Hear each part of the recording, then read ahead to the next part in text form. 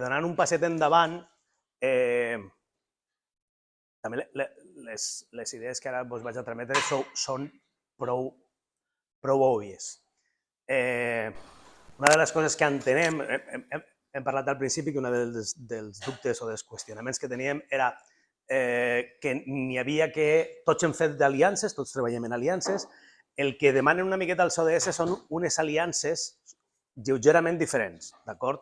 I la qüestió ve per la importància del propi ODS 17. Si analitzem el conjunt dels ODS, evidentment, per a produir el canvi que es demana de fomentar una cooperació i un desenvolupament sostenible, el que necessitem és aquest canvi que vos estava plantejant, Antonio, cap a aquesta visió sistèmica i global, i això significa, evidentment, que tots estem implicats en el desenvolupament dels ODS, perquè un grup a soles, un país a soles, un col·lectiu a soles no aconseguirà pal·liar la pobresa, ni llevar les desigualtats, ni treballar qualsevol dels objectius que estan ahí implicats. I això implica desenvolupar, i aquest és un dels primers adjectius fonamentals, aliances que siguin inclusives. Abans, quan Antoni estava parlant dels mecanismes de coordinació, quan ha parlat del segon, d'operacions, que és un dels típics, dius, jo estic aviat a treballar en estos i en aquells altres, d'acord? Entonces, no me compliques massa la vida perquè jo si me junto en ja sé què és el que he de fer i sé com l'altre treballa. Bé, això afavoreix el treball, però no és inclusiu. No estan tots els actors implicats. Un poc el que ens demanen els ODS és donar aquest pas endavant i tornar-nos inclusius. I un altre dels problemes, també en aquesta pugna que vos plantejava Antonio d'ideal versus atencional, d'instrumental, té que veure en el fet que hem de convertir a les persones i al planeta en el centre de les nostres intervencions. Un dels problemes dels ODS és que els acabem convertint en objectius instrumentals. I això tornaríem una altra vegada a aquesta dinàmica del principi. És a dir, jo me preocupe dels ODS perquè ara són la via de finançament per a aconseguir projectes, com la UCI. Ara s'ha pujat un determinat carro i estem tots pujant-nos a un determinat carro, perquè el govern d'Espanya i el de la Generalitat Valenciana s'ha pujat a un determinat carro, com els diners estan ahí, jo què faig? Els nostres prospectors busquen on estan els diners i diuen, mira, ara de lo que teniu que parlar és d'això. En la mesura en què parlem dels ODS en aquesta visió instrumental, i això em vindria una de les pugnes, tu diries, a mi me va bé? No, no és culpa dels indicadors, no és culpa dels indicadors, no és culpa dels indicadors. No, això no depèn dels... No.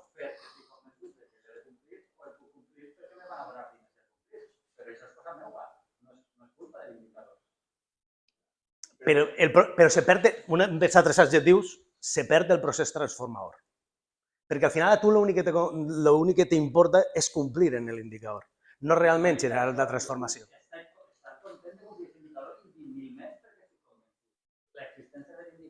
No és el problema. Vale. No és el problema. Vale.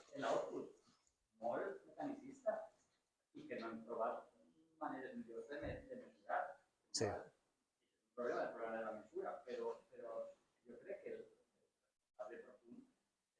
En la persona.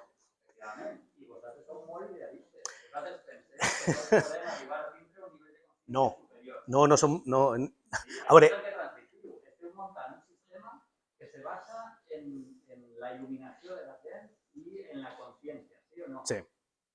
Jo dic que està molt xulo i a mi m'agrada. Enhorabona, i ojalà passi, però s'obstini. Sí. Jo depèn del dia com va el ser també. Sí,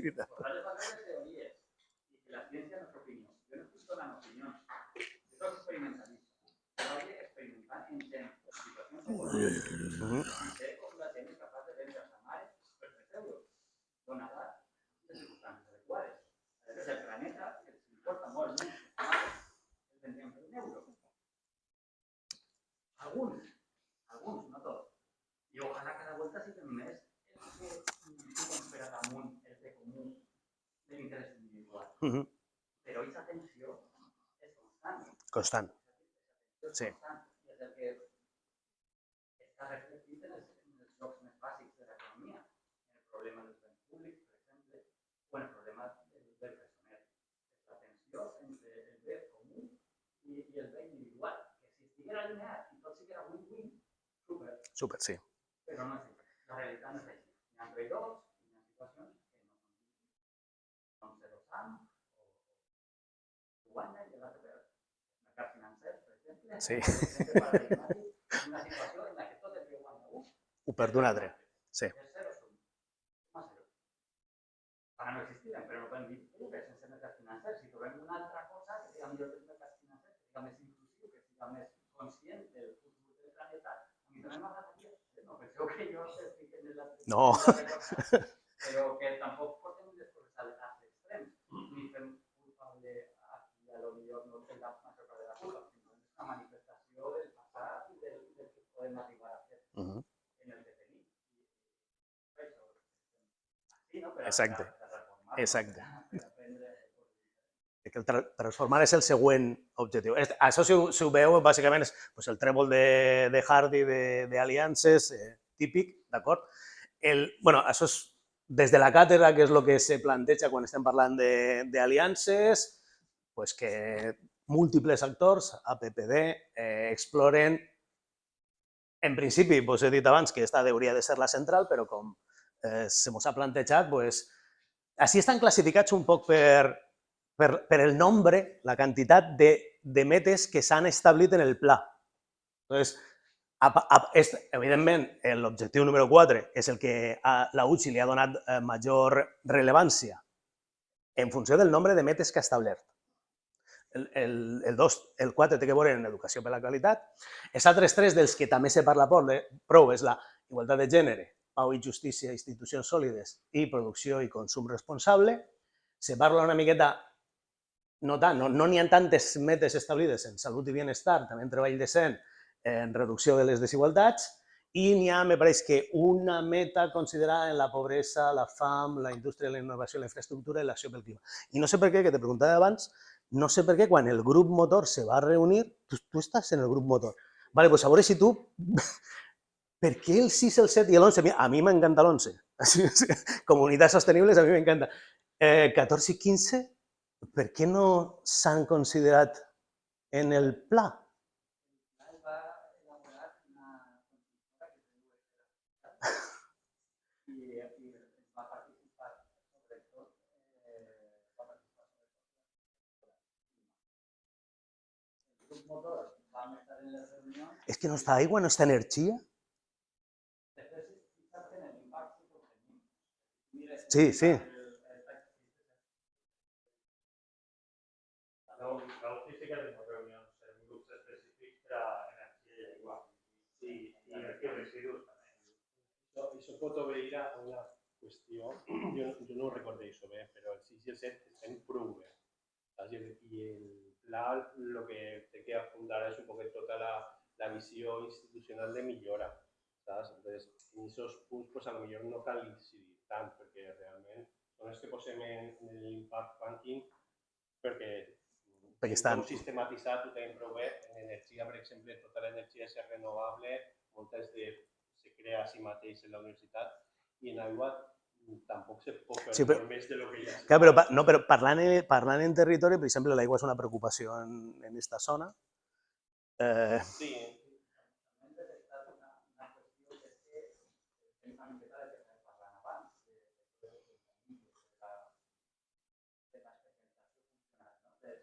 Cada departament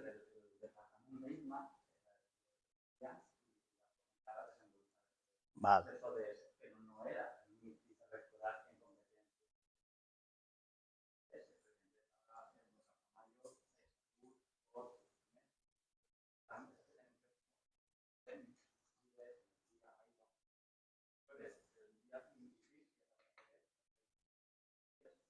Una reunió a tot el departament.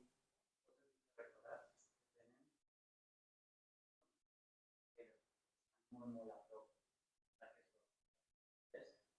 la idea tal volta seria anar més enllà. La ODS era com una filla Exacte, sí. i per la sostenibilitat de l'UCI global Va.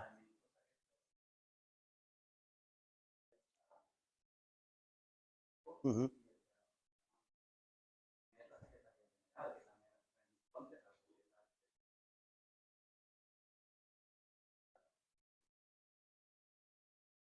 De la càtedra. ja sí que s'incloure més.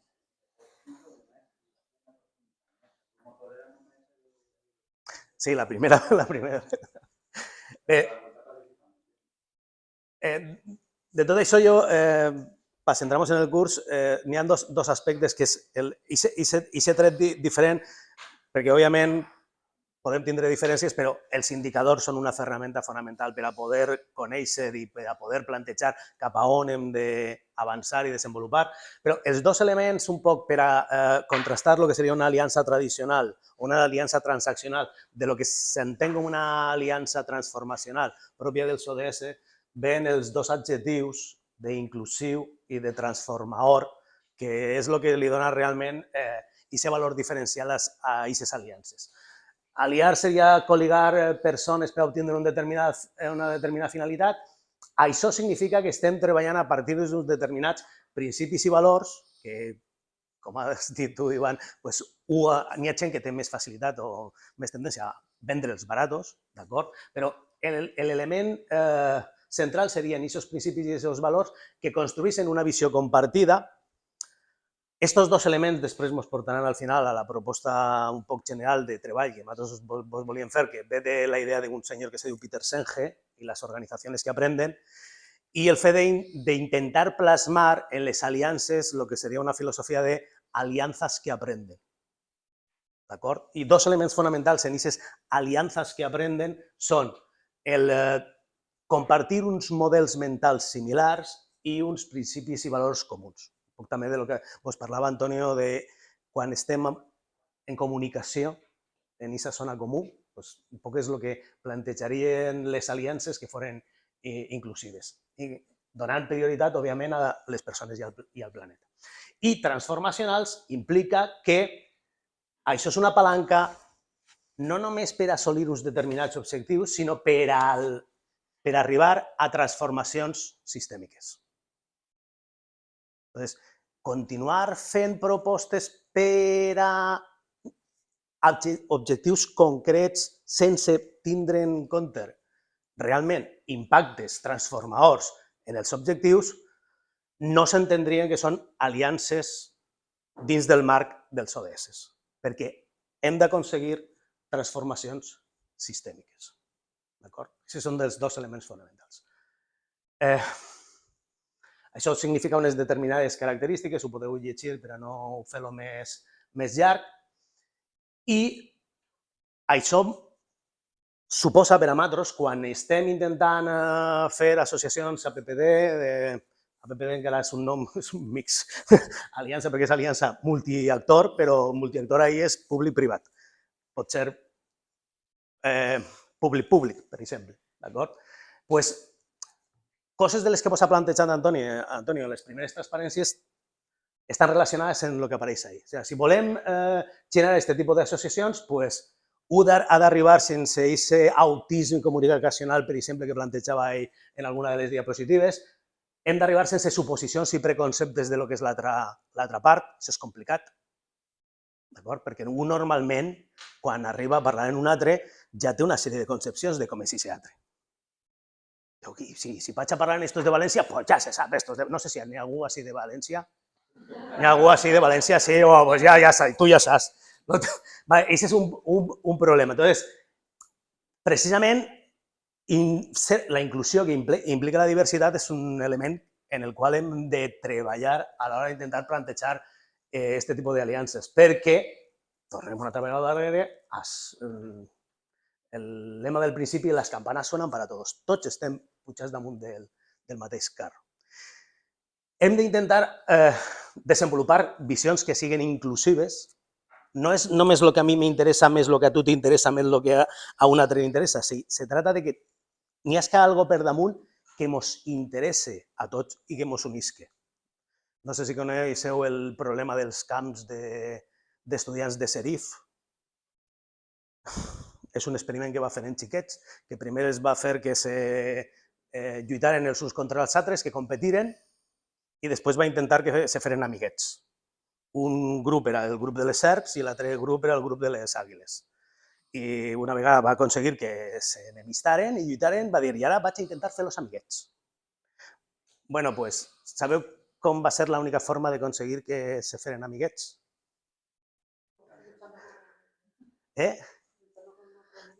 Sí, sí. O sea, para solucionar el problema israelí-palestino faria falta que vingueren els extraterrestres, sí. Una cosa semblant. En el seu cas va tindre que crear un problema que només podria ser resolt si els dos grups col·laboraven.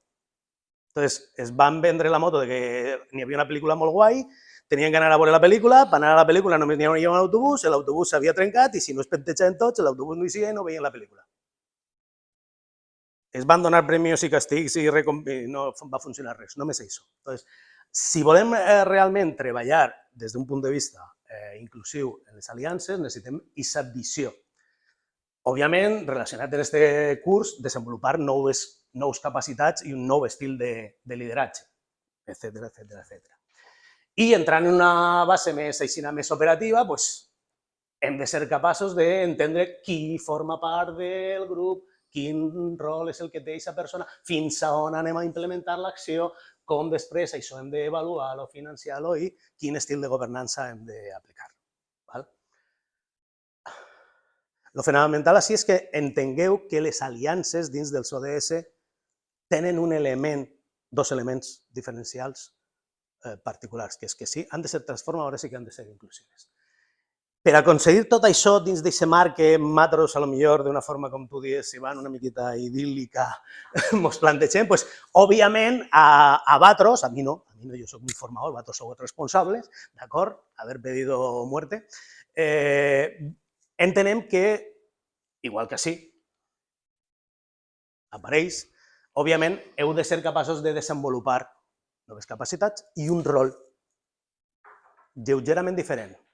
També és veritat que després, quan s'agafa això que vos estem transmetent, quan tu analitzes com fluïssin les aliances, que és una de les coses que tu i jo parlem quan estàvem pujant, com fluïssin les aliances, n'hi ha moments per al rol facilitador i n'hi ha moments per al rol operatiu i n'hi ha moments per al rol resolutiu. D'acord? Doncs això té un sentit des d'un punt de vista pragmàtic en determinats moments d'aquest procés d'aliances. Entonces, el rol de facilitador, la definició de Tennyson, s'han de produir canvis en la vostra mentalitat, heu d'enfortir-vos per a poder desafiar determinades coses que havíem donat per suposades, d'això ha parlat prou Antonio, i, òbviament, hem de tindre la voluntat per a trencar en aquests patrons que fins ara són els que precisament a vosaltres vos ha dut a estar on esteu i que són la vostra zona de confort. D'acord? Com hauria de ser aquest líder sistèmic? Pues co-creador, hi ha que buscar una paraula rara per poder definir-lo, és a dir, que doni la possibilitat a tot el món de que puga, en aquest moment que plantejava també Antonio, d'atenció, de passió sin tiempo, que tot el món puga expressar-se, que això acabi convertint-se en el que vos deia abans de no és el teu interès, el meu interès més l'altre interès i el sumem, sinó en una visió sistèmica més gran, d'acord? Això significa, com Antonio ha dit i ara després tornarà a dir, pujar a aquest nivell de segon grau on el que opera és l'atenció, d'acord? I coadjuvar a que els altres membres, perquè això sí que és una tasca que jo entenc que és fonamental de la universitat, perquè, com també molt bé has dit tu, David, som neutrals. És com jo recordo en el curs en el màster de cooperació que vam tindre un any un alumne que venia de la ONU. I jo treballo normalment conflicte i negociació i el van ficar perquè participara en la negociació. I la seva forma, a l'hora d'intentar mediar en el problema, era, o sea, tu tens un problema en ell, vale, tu estàs parlant, jo no te mire. Tu estàs parlant, jo no te mire. No només és que no te mire, sinó que a més no me fique en tu, sinó que me lateralice. No me fique en tu, sinó que a més me lateralice. I jo, des del meu punt de vista, li deia, però què estàs fent? I diu, és que nosotros somos la ONU. ¿Y eso qué significa? Digo que, pues eso, que nosotros hemos de ser neutrales. Entonces, yo no puedo mirar a las otras personas, ni puedo confrontar con las otras personas, con lo cual mi conducta ha de ser lo más neutra possible. Un poc això és el que així se vos demana. I, òbviament, també en aquest UCTE que parlava Antoni, que ara després tornarà a parlar, hem d'afavorir, en la mesura de lo possible, la reflexió i ell l'havia ficat en l'UCTE, la comunicació o la conversació o el diàleg generatiu. I com vulguis. El buc? Ja.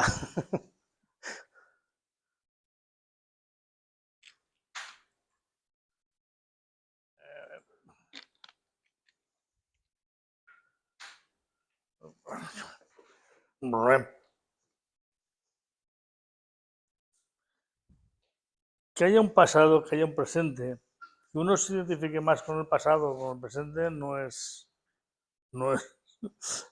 es la cuestión, es darnos cuenta que estamos evolucionando hacia allí, nos guste o no nos guste.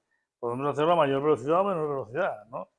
Y a la vez, quiero decir, vamos todos juntos en el sentido que no puede haber nadie que esté en esta punta, y aquí en esta punta más, pero bueno, pero tampoco siempre en esta punta, ¿sabes? Dándonos cuenta que la evolución va hacia allí, ¿no? Esto, bueno, ahora lo vamos a intentar plasmar más en la práctica. Aquí tenéis entonces dos visiones. Una sería la antigua, de la idealista, que es la que nos dice, mirad, hay una realidad y hay un ideal que tenemos que perseguir. Ese ideal puede ser ganar toneladas de dinero, puede ser, da igual, ya no hace falta que hablemos nada de algo bonito o sutil. Entre la realidad y el ideal hay un gap que se cubre con el esfuerzo. Ese esfuerzo lleva tiempo, implica sacrificio y ese sacrificio obviamente es una violencia aunque sea ejercida contra mí mismo para conseguir lo que quiero. O sea, sacar el título, el doctorado, en la empresa o en una organización, esto mismo, puesto con otros nombres, hay los recursos, o sea, de pronto, cuanto existe se convierten en recursos. Sus recursos suelen ser catalogados de 3 dimensiones, que son financieros, técnicos y humanos, para conseguir unos objetivos que nos hemos propuesto, de rendimiento, productividad, eficiencia, y entre estos recursos y esos objetivos, el gap estratégico está cubierto con la motivación. Son todas las teorías de la motivación que explicamos en ADEM y todas las cosas. Y os fijáis, motivación viene de motivo. Y motivo lo que quiere decir es que hay un motivo por el cual yo hago algo. Yo estoy motivado, quiere decir, yo estoy motivado porque hay un motivo, hay un algo que quiero conseguir vía la ejecución de esta actividad que no es lo que la motivación está consiguiendo. ¿Seguís? Luego, la motivación de una forma u otra es una forma de engañar. Es decir, quiero que tú estés movilizado para conseguir este fin de la empresa o de lo que sea, que nosotros sí que queremos, pero tú lo haces por otra cosa también, que no es por eso mismo que haces, sino por el sueldo que te voy a pagar o por la prima de producción o no sé qué, o la promoción o ascenso que te voy a dar para acceso a algún puesto más honorífico de lo que sea, ¿no? Bien. Eso también ahí dentro de eso está la planificación, también está la alienación en el sentido de decir, bueno, disminuimos nuestras facultades creativas para funcionar más dentro de una especie de hilo, y la competición, obviamente. La competición no desaparece nunca. Esto es lo tradicional. Lo nuevo sería, hay un orden, que es donde estamos, y hay un caos. En la medida que le estamos prestando atención a este caos, hace emerger significados. Hace unos 50 años en psicología se pensaba que el cuerpo y la mente carecían de todo tipo de conexiones. No sé si habéis leído libros de entonces, que lo realmente innovador en aquellos tiempos es que empezaba a verse evidencias de que habían ciertas conexiones entre la mente y el cuerpo. En aquellos tiempos eso era un pecado científico y eso no se podía decir. ¿No, David? ¿Recuerdas? ¿No? Es que tú estás haciendo sesión. No lo recuerdo. ¿No? Sí, pero Claro, estoy hablando de los años 70, entonces empezaba a estudiar y tal. Pero bueno, era. No sé. Por si queréis, la lucha entre paradigmas y culturas en toda la ciencia. Hay gente que cree que la ciencia es diferente, por ejemplo, de los sistemas de creencias, ¿no? Yo soy de la opinión, si habéis oído hablar de Rupert Sheldrake, ¿os suena a alguien? Es un biólogo bastante famoso. Famoso me refiero de publicaciones. Él ha publicado un libro contestando al Stephen Pinker, que ha hecho un libro que es El espejismo de Dios. Él ha contestado con otro que es el espejismo de la ciencia, ¿no? Dice 11 creencias que todos los científicos tienen sin darse cuenta que son esclavos de esas creencias, ¿no? Está interesante, os lo recomiendo. Sheldrake, aún vive, aún no se ha muerto. Y es cañero, bueno. Entonces, de ahí emergerían significados que serían serían resultado de la atención sostenida sobre el problema que se esté considerando. Eso, sí, aquí. Eso implica también, fijaros, la atención implica el presente. O sea, esto en realidad obedece un poco lo anterior a una forma lógica de entender el mundo, de la cual la ciencia está alimentándose, y aquí estamos hablando de algo distinto. La emergencia de los significados está fuera del control del individuo. En una emergencia no es posible planificar la emergencia de esos significados.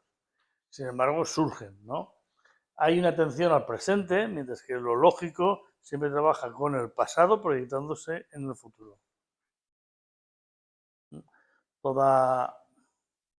Todo discurso actual, si os fijáis, suele estar basado en el pasado proyectándose hacia el futuro.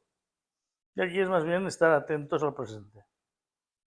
Ese presente es el que despierta esa famosa pasión y también el desarrollo de la energía especial, que es el sentido del humor. Es quizá la emoción más ligada a la inteligencia humana, ¿no? El sentido del humor. Aplicado en las organizaciones, hay una identidad que empieza a fijarse por medio de la sintonía, si queréis, o del flow o de la atención, está fijando en el presente en cosas que hacen emerger cosas nuevas. Ahí lo que hay es presencia, estar aquí presente, no pensando en lo que haremos dentro de un rato, o dónde me voy a ir a comer hoy, o dónde, etcétera, etcétera. Estoy aquí presente, prestando atención. Esto, más que alienación, sería alineación.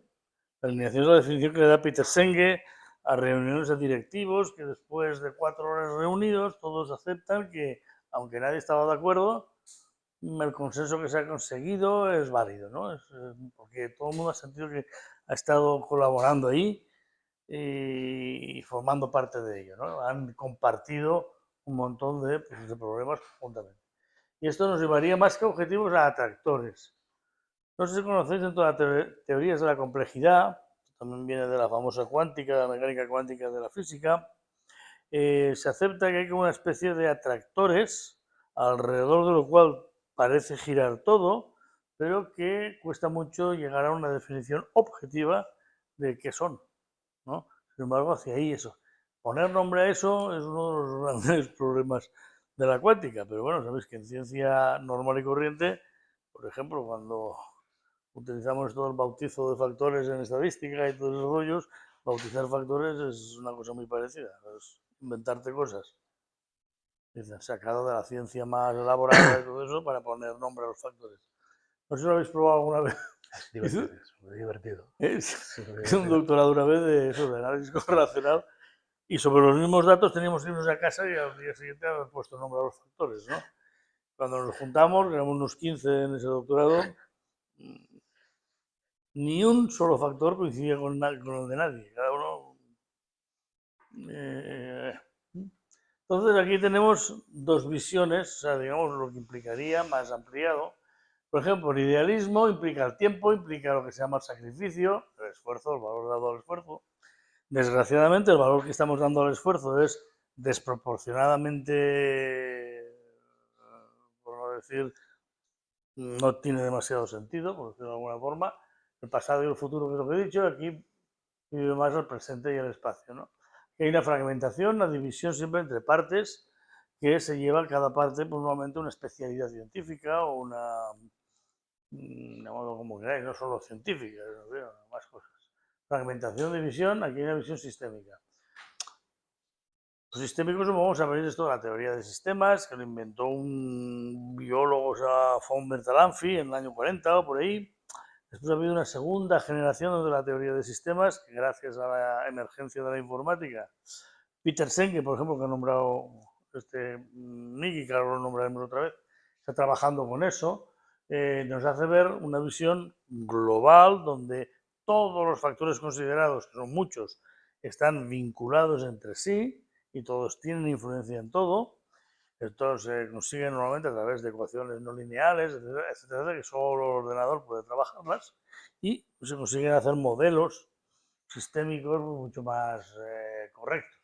Lo que quiero deciros que esto no es que esto sea menos matemáticas, no es nada de eso, es una forma de pensar distinta, ¿no? Aquí está la materia y el espíritu está por un lado y la materia está por otra, y aquí hay un holismo. Daos cuenta que en inglés whole puede ser agujero, pues sí, sin la W inicial, pero lo sagrado también viene de ahí de holy, holy en inglés, o holy, holiness, holismo, totalidad, tiene que ver mucho con una visión sagrada. Esa visión sagrada suele emerger cuando el ser humano observa la realidad con atención. También volverá a salir ahora. La realidad, por medio del esfuerzo, nos lleva al ideal y ahora es más una cuestión de verdad-falsedad, donde la ciencia en teoría trabaja. Aquí es más la intención, aquí es más una dinámica entre el orden y el caos, y entre esa dinámica emerge un darse cuenta que no es predecible. Bueno, esto es importante. Estamos en l'ordre del caos, que abans també tenies contraposats l'ordre del caos i... Jo aquest caos no l'entenc. Caos es precisament el que no entens. Caos, diversitat... Sí, però has fet una frase com se diu això? Autoexplicativa. Sí. El caos és el que no entenem. Ni tu, ni jo, ni... Potser jo tinc un caos i tu tens un altre i cada un de nosaltres tenim un caos. Però part d'aquest caos ningú te diu que en un moment determinat hi ha una part que de pronto pues, fa emergir un significat. Entonces, la evolució de la consciència pot ser considerada des d'aquest punt de vista com un descobriment de l'ordre que n'hi ha implícit en el caos i que de pronto se fa conegut per a tu. Emergís. El problema és que no pots planificar ni pots saber quan emergirà això.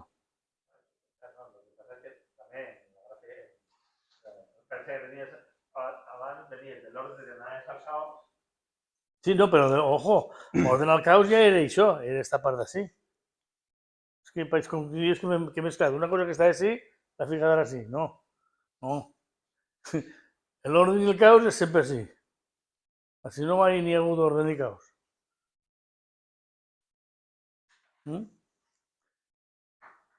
La atención, aquí,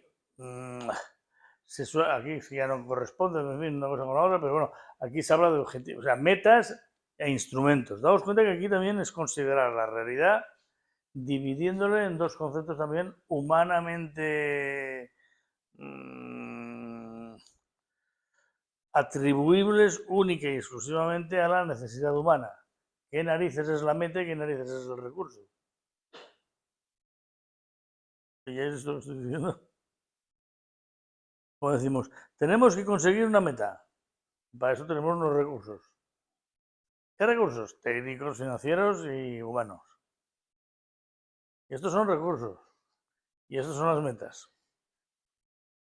Daos cuenta que esas metas normalmente son negociados.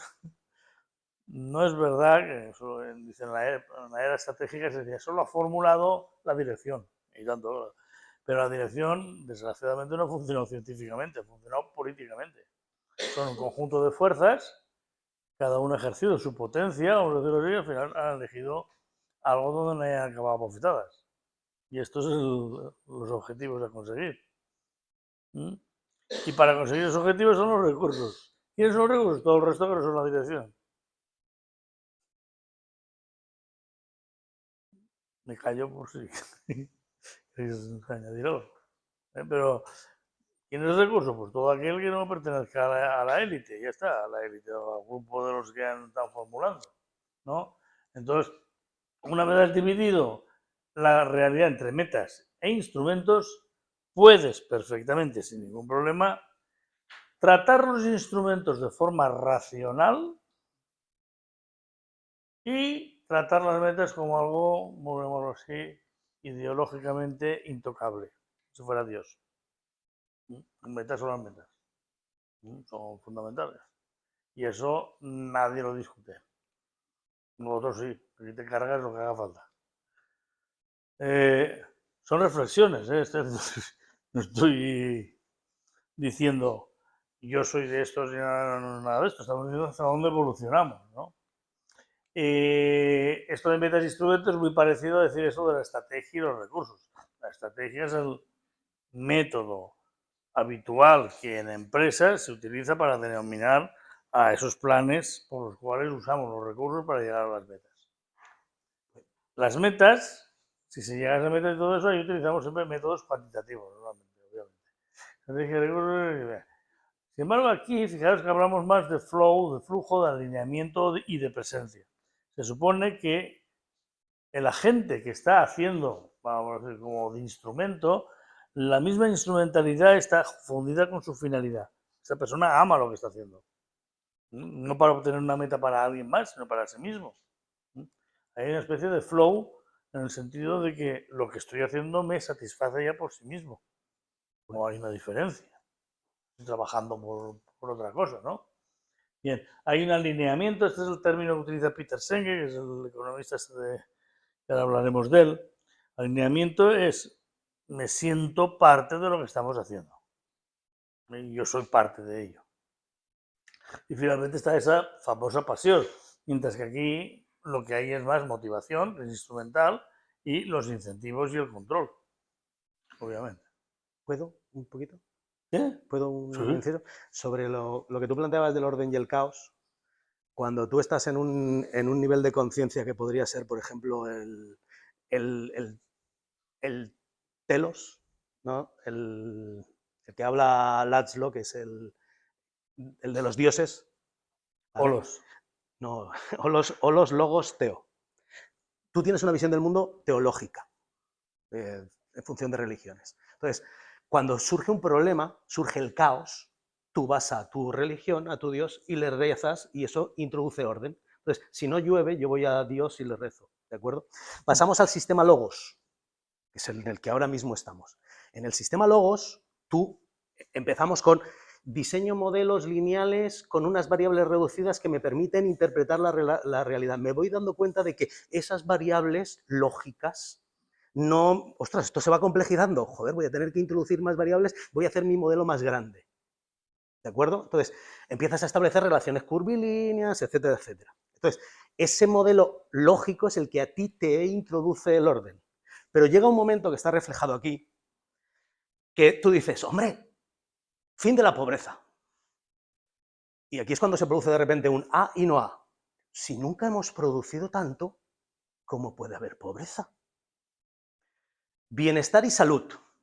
Si hemos conseguido que la vida sea cada vez más larga, ¿cómo puede ser que la gente cada vez, o en los países en los que la gente debería de ser más feliz, resulta que son, cuando se pasan las encuestas mundiales, los países donde las personas son más infelices? Y aquellos que se están muriendo de hambre, joder, tío, los indicadores los tienen de felicidad más altos. Y tú de repente te empiezas a darte cuenta que el logos, esas as y no as, no las explica. Y eso es lo que empieza a abrirnos a estos al otro nivel, que es el que estamos planteando, que es el de la atención, y es en formato de Laszlo, que ya no sé si vas a hablar de él, un nivel diferente de orden-caos. El teológico tiene un orden-caos con ese Dios. Nosotros ahora mismo estamos en un orden-caos basado en nuestra lógica y en nuestro conocimiento, y esto que empieza a emerger exige otro nivel de lógica, que es atencional. Porque aquí se dan situaciones que son, que es lo relevante de todo esto, paradójicas. Eso es importante también ver que desde el punto de vista lógico, multitud de variables que no puedan ser medidas de modo eficaz, pues normalmente suelen ser descartadas, ¿no? Metes en el modelo solo aquello que sea medible, ¿no? Y encima el medible, pues que tenga ciertas características que en general lo que estás midiendo no lo tiene. Estás suponiendo también linealidad lo que mides, porque a lo mejor estás utilizando, no sé, que se utilizan los cuestionarios. Iván, utilizas Likert o diferenciación, el semántico de Osgood, pero eso en realidad un Likert, si dices de 1 a 5, por ejemplo, de 1, 2, 3, y estás suponiendo que del 1 al 2 hay la misma distancia que del 2 al 3. Y así hasta lo otro. Eso es mucho suponer. Mucho suponer. Sí, es suponer ese peso y te lo saca. Pero son muchas suposiciones.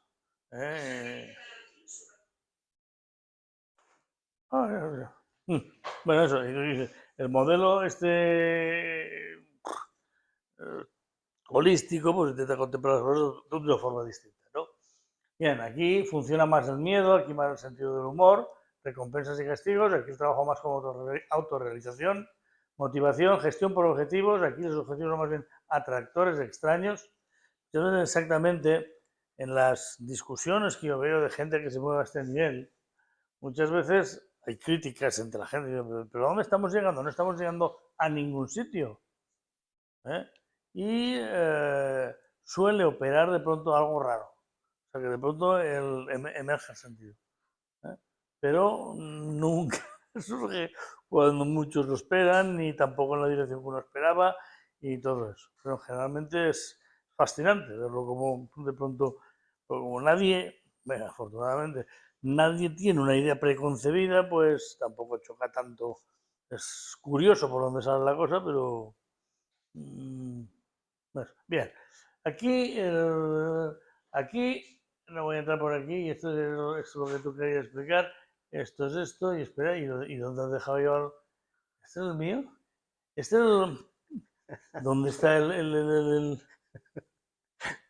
bueno, pues lo digo de palabras. A ver, aquí nosotros el año, no sé si habéis oído hablar de Ervin Laszlo, es un filósofo muy conocido aquí en Europa, sobre todo es húngaro, y es uno de los fundadores del Club de Budapest.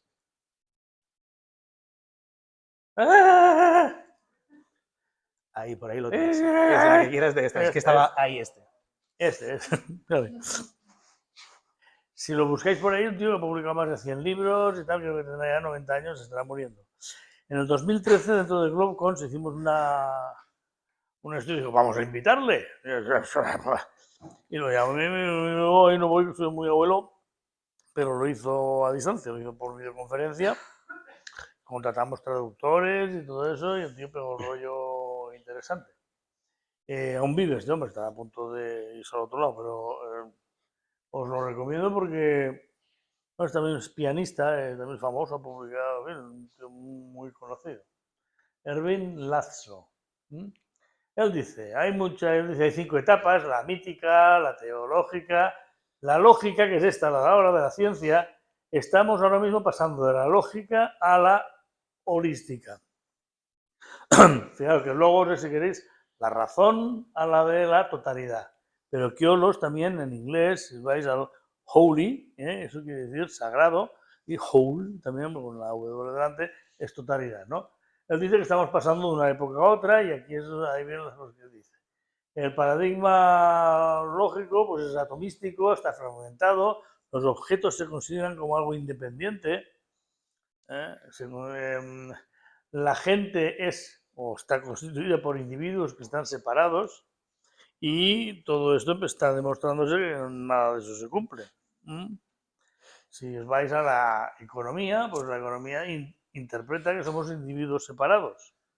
Lo que antes os estaba comentando un poco a ti en el resto. De pronto, pues el problema de la economía es que descubre que los individuos no funcionan demasiado bien como unidad de análisis. Y de pronto dicen, la unidad de consumo es mejor la familia. Entonces, porque así nos saldrá mejor todo.